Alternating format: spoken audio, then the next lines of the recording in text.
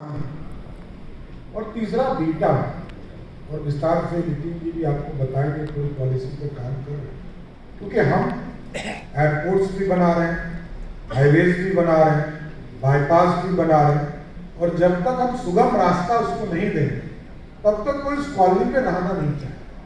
तो बड़े कॉलोनी के स्वरूप, क्योंकि कॉलोनी कभी बना ही नहीं, ये मैंने शुरुआत में ही कहा कि हमारे जितने भी बिल्डर्स हैं उसको सबसे बड़ी परेशानी है कि वो स्वयं ही जमीन लेते हैं।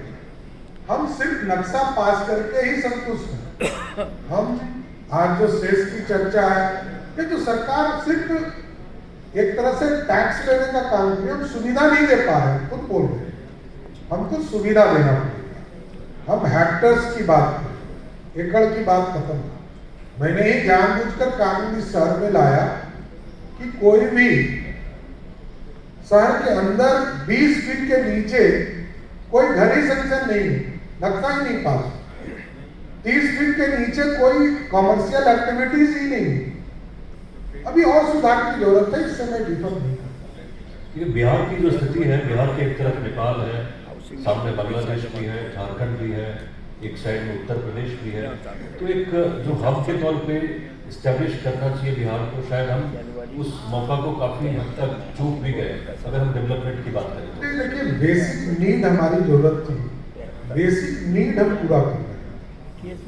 हम घर तक सड़क, पानी, बिजली, क्योंकि हमारे यहाँ आदत हो गया लोगों को, पहले घर बनाते हैं, फिर किसी विधायक, सांसद, वार्ड पार्षद, मुखिया जी से मिलकर रोड बनाते हैं, तब फिर हम नाला सोचते हैं, सीवरेज तो सोचते ही नहीं।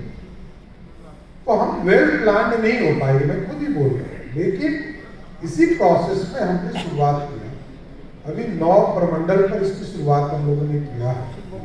अब इसको सभी डिस्ट्रिक्ट हेडक्वार्टर्स पे इसको लाना है, और ठीक कर रहे हैं कि हमको हब होना है।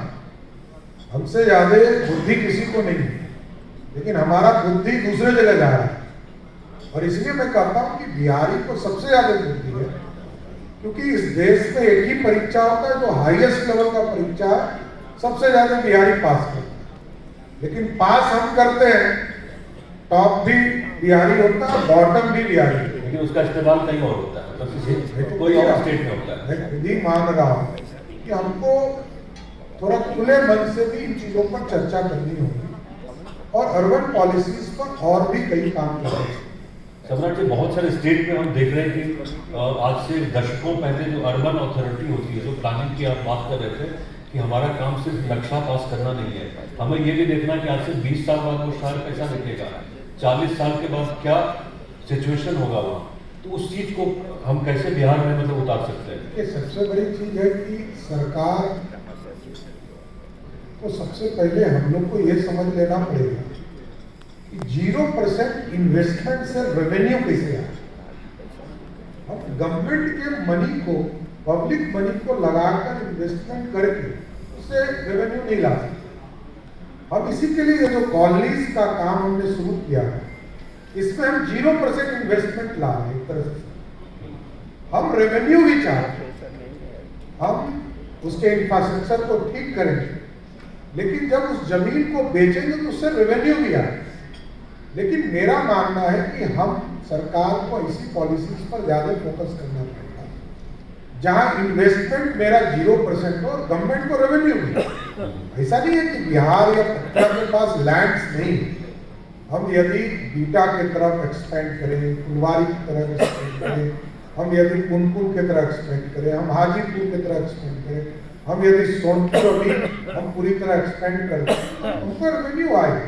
हमने इसलिए कहा, अभी हम राजीव नगर की चिंता हम लोगों को लगातार है।